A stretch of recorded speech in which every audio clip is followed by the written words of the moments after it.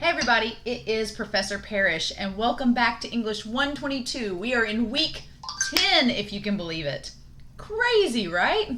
So what I'm going to do this week is you actually will have 2 videos to watch, and I will update your course content to reflect this. But I'm going to talk to you guys. We're going to start talking about drama.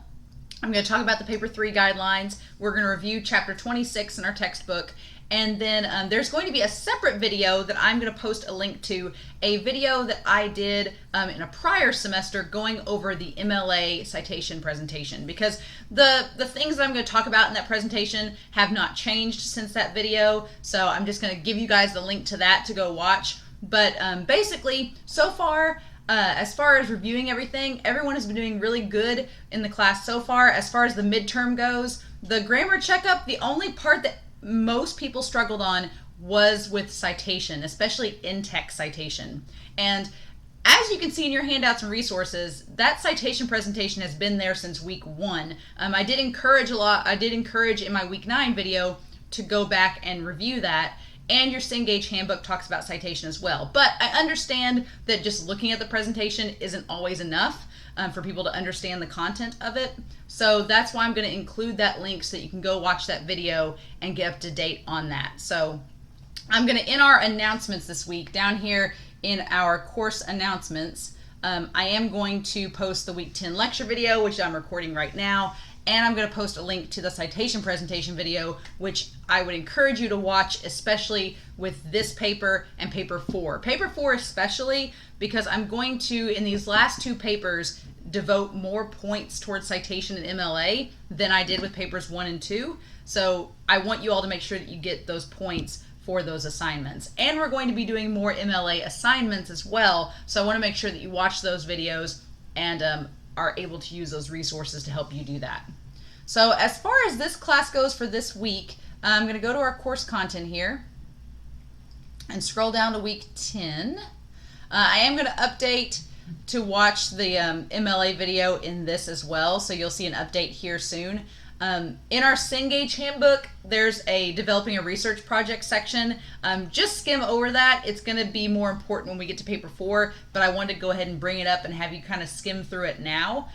What we are going to look at are pages 1132 to 1140, chapter 26, our drama preview chapter this week. And in the drama presentation, we're going to look at the first 5 slides. So before we do that, though, I want to talk about our assignments this week and paper 3. So the only 2 assignments this week, one is your discussion forum for week 10, and the other one is the paper 3 thesis. So I've downloaded the guidelines, so let's look at those. And I'm going to bring this over here. I've often had students tell me that paper 3 for them is the easiest paper. And what that means is that this paper is very straightforward. There is not anything crazy like with the poetry paper, not any insane options you can do like the last paper, which we'll talk about it when we get to it. But paper 3 is a very straightforward paper. All you're doing for this paper is you are choosing any play from either our textbook or a play that you maybe have a script for, or something. If you're a drama major or a theater major, maybe you have playbooks and you have those scripts on hand. But you can choose a play from our textbook. There's literally 900 pages in our book dedicated to plays. Pages 1130 to 1934 have just plays. So 900 pages you can choose a play from. There's so many options. So I would encourage you to choose one from your Discovering Literature textbook. But if you have a play in mind that you really, really enjoy and you want to analyze and it's not in our book, then you can choose that as well.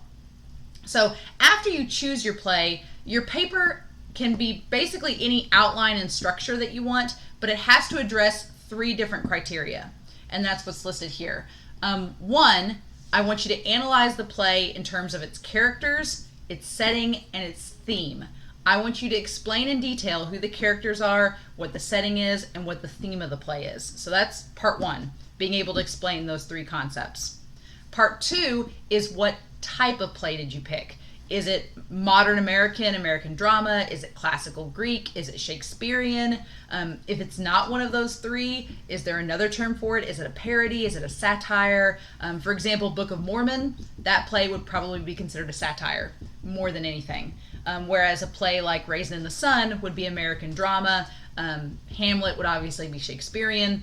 I just want to know what type of play it is, and then what makes it fit into this category. So here's where you're going to be developing and talking about the terms that these lecture videos are going to spend the next couple of weeks talking about. We are going to talk about Shakespearean terms, American drama and Greek terms as well as comedy and drama terms in addition. So basically you're going to take the terms that these next couple of lecture videos are going to talk about and incorporate them into your paper to prove why your play fits into that category. And then finally, I want to know, what drew you to this play? Why did you choose it? What should the reader take away from the play? Like, what are the lessons? And this is going to tie back to theme. So these 3 points, and they all have little subpoints, as you've noticed, need to be addressed in your paper. You can do it in any order that you want. You can do the outline however you like. As long as these things are discussed, you're going to get full credit for that part of the assignment. So I'm really curious. I find that a lot of students choose some really good plays and have some interesting discussions. I've had lots of students choose the same plays before. That's totally okay. I just really want to see you all be able to dive into a play and explain it and break it down. So as far as guidelines go, it should be 3 full pages minimum, 3 at least. It can be more than that. 1-inch margins, 12-point legible font. It should be an essay format with an introduction and a conclusion. You will need to cite your textbook, as most of you should have done with paper 2. Some of you didn't cite your textbook, and I'm going to count off more on that this time if you didn't do that. But you should cite your textbook and any other sources that you use. So if you don't use a play in our book, if you use your own play, you do need to cite that as well as our textbook. So you'll have at least one source to cite in this paper. You may have more. And obviously your works cited should be separate from the paper, and you should have in-text citations. So as far as due dates go, we don't spend a lot of time on this paper. The thesis statement is going to be due this Sunday, the 25th. The outline is going to be due Sunday, November 1st. And then I am going to give you an extra week to work on it, so the paper itself won't be due until November 15th. So you are getting a little bit extra time than usual on this paper because that's just the way our semester falls. But we will probably be talking about paper 4 that week of the 15th as well. So I'm gonna go ahead and open up the Dropbox so that if you get this paper done early, you can go ahead and turn it in, and then that week of the 15th you can focus just on paper 4. And I would encourage you, do not start paper 4 early. Wait until I post that lecture video because there's a lot of stuff I'm going to talk about that week. That will be very, very important. So as far as the grade breaks down for this paper, your introduction and conclusion are worth 20 points. The grammar and spelling is worth 35. The analysis and content, so if you answer those 3 parts, they're 10 points each, so that's 30 points. And then I am devoting 5 extra points this time towards MLA and citations. So formatting and page length is 15 points instead of it was 10 with the last paper. So 100 points total. Every part of this paper must be due on time to get credit. You will get a chance to revise this paper like you did with papers 1 and 2. So as long as you turn it in on time on the 15th, you will get a chance to revise it. So if you have any questions, my email's there as well. But that's paper 3. It's a very straightforward paper. Most students think it's pretty easy because you just have to include that information that I've put here in numbers 1 through 3. But you get to choose whatever play you want. I've seen people do lots of different plays of lengths. I've had people choose short plays. That's totally okay as long as you can get the content and the analysis. So if we talk about a play in class, you are still welcome to analyze it. Just make sure that you check with me in the thesis statement that's due this coming Sunday. So that is the guideline for paper 3. Before we dive into the chapter 26, I do want to show you the discussion forum for week 10. Week 10's discussion forum is based off of chapter 26. So in this discussion forum, I want you to pick 2 terms from the chapter and explain how they could be applied to a play of your choice. This could be the play that you plan to talk about in your paper, or it could not be. It's totally up to you. How are plays constructed differently from fiction or poetry? Just asking that. You can use the play that you chose as an example. And then our book discusses myth and illusion in poetry. And we're going to kind of talk about that again with drama. So I want to know, what is myth, what is illusion? Based on chapter 26, how do you think these terms will be incorporated into drama different than they were with poetry? So I'm curious what you guys think about that. But anyway, your responses are due by Friday. Your posts are due by Friday. Responses are due by Sunday. And that's our discussion forum. So we are going to finally talk about chapter 26 in our poetry chapter. The MLA Citation Presentation is right here under week 1. That second link I'm going to post in announcements is going to talk about that presentation, but that's just so that you all know where to find it when we go over it. And then scrolling down to week 10, we've got our drama presentation. And the drama presentation is actually several slides, but we're only going over slides 1 through 5 today. We're just talking about chapter 26. Next week we'll talk about Greek tragedy and Shakespeare, but today we're just talking about the preview chapter as a whole. So drama is a very weird genre. It's different than text, it's different than books, but it's also different than live film. It's also different than film because it's a live theater production. So with textbooks and with books themselves, we ourselves have our own voice that we give the characters, that we give the narrator. We kind of make the book our own world based on what we conceive and imagine happens in the text. And then when we watch a film, it's very much edited together in a seamless, perfect format. But theater is different because theater is not perfect.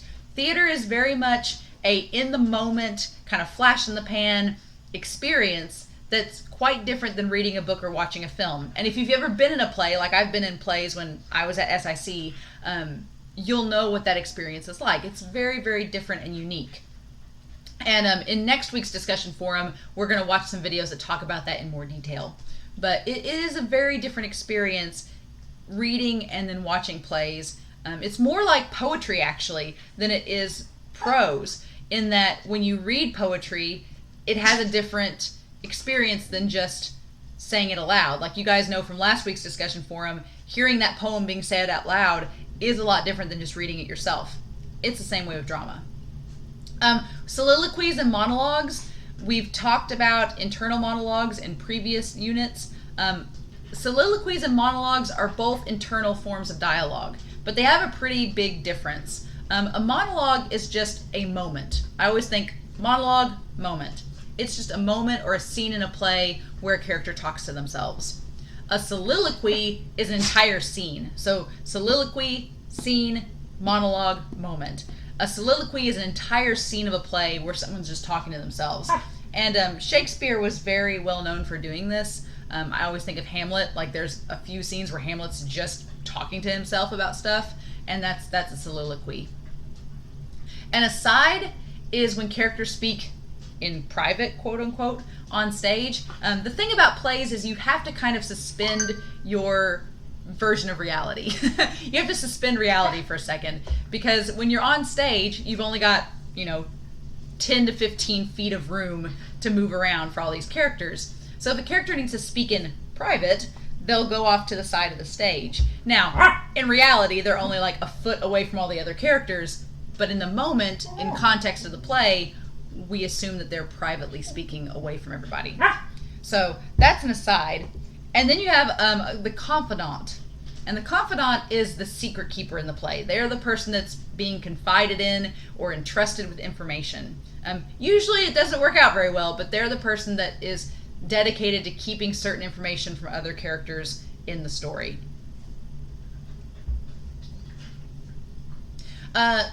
Foil, this is probably one of my favorite terms in drama. It is not the math foil. I will go ahead and tell you now that I had a few semesters ago a student that on the exam I asked them to define foil and give an example, and they gave me the math term. I was like, nope.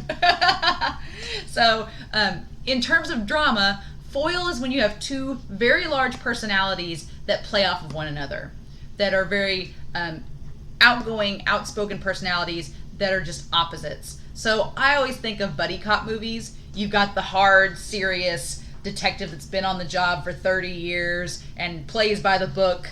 And then you've got like the young maverick cop that just got on the force and he has his own way of doing things and they have very different personalities, but they're stuck together in this situation. Like, that's a foil. There are lots of examples of this. Draco and Malfoy in Harry Potter, Voldemort and Harry Potter in Harry Potter, Woody and Buzz in Toy Story. There's just so many examples of characters that have big personalities but are total opposites of each other. And so complex is another term that we see in drama, and it just refers to complex characters. They're very similar to round characters in prose. They're just multi-dimensional, fleshed out characters. Recognition. This is self-realization that characters gain throughout the play, so they start to realize things as the play goes on. And then idiom is just a common phrase that is very centered around a certain culture or language. My friend in college, her and her buddy actually taught an English class for some South Korean exchange students over the summer that came to the university we were at, and their job was to teach them idioms. Because the students from South Korea, there was a lot of American phrases they didn't understand the meaning of. So one example was, my friend would say, "Oh, we're just joking around," or "we're just kidding," and the students would be like, "What does kidding mean?" And they're like, "Oh, well, it's just you're not being serious, you're making a joke." That's an idiom. And so they'd be like, "Oh, okay." But most idioms are just central to a certain culture, and unless you're in that culture, you're not going to understand what they mean. With plays, Shakespeare can be very difficult to read sometimes because we're dealing with a playwright who used a lot of idioms that were centered around 1400s culture.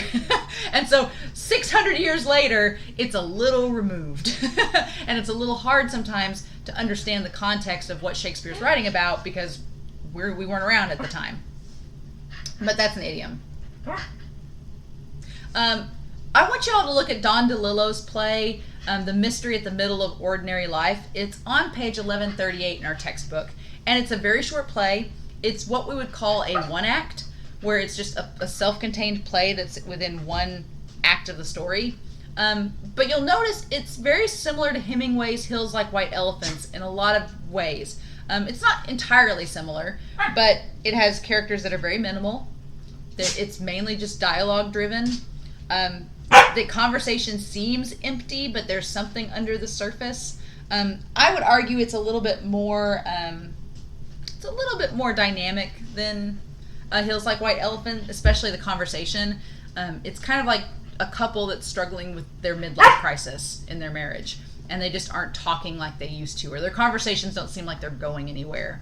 So I want you to look at that play and just read through it real quick and see if you notice some similarities and differences from Hills Like White Elephants. Internal versus external conflict. This one's really easy. It's just conflict that happens in the mind versus in the world.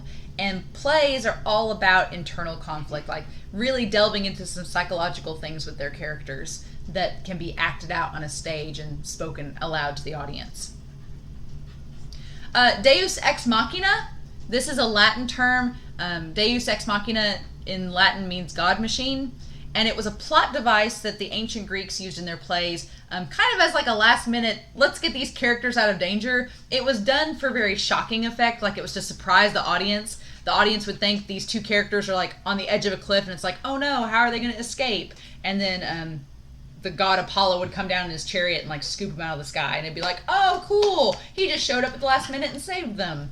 And it's a device that has been used for centuries by playwrights. And we see it now constantly in film and in books and in text. It's kind of crossed over into the other genres.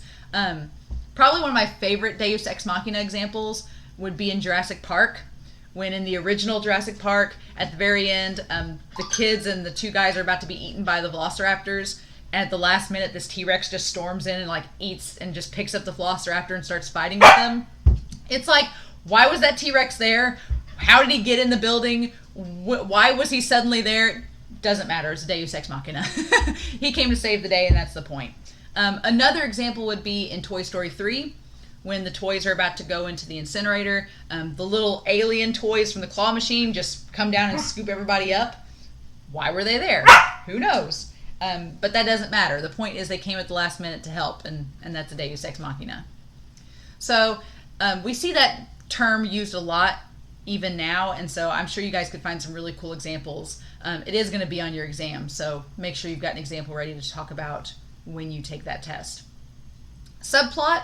Most plays have a very main thread, a main plot that they follow, but then they have all these little subplots that kind of go along the way, and they're just to kind of give extra depth and richness to the play itself, and to give the other characters something to do. An ode, we talked about this in poetry. It's a tribute. In a play, it's often sung by a choir or a chorus. So there's a group of characters that will sing the ode in the play. And then we have a what we call a rhymed couplet. And these are 2 lines in a play that end in rhyme. And Shakespeare was very well known for doing rhymed couplets. He's a playwright, he's a poet, he's an author. Shakespeare just wanted to do it all. And so he ended a lot of his plays with this rhyme scheme, and other playwrights did as well, but it's just a stylistic term that you see in plays. So that's pretty much it for chapter 26. Like I said, next week we're going to dive into the Greek tragedy and Shakespearean plays and talk about them. But for now, what I'm going to be doing this week is grading your poetry papers. I'm recording this Sunday, so make sure that you've turned in your poetry papers. They're due by 11:55 p.m. tonight. You won't get a chance to revise unless you turn a paper in. And then I will be grading those this week, and then I'll be seeing what exactly your theses for paper 3 is going to be. I'm pretty excited. So in the meantime, I hope you all have a wonderful week. Stay safe, take care, and I'll talk to you all again very soon.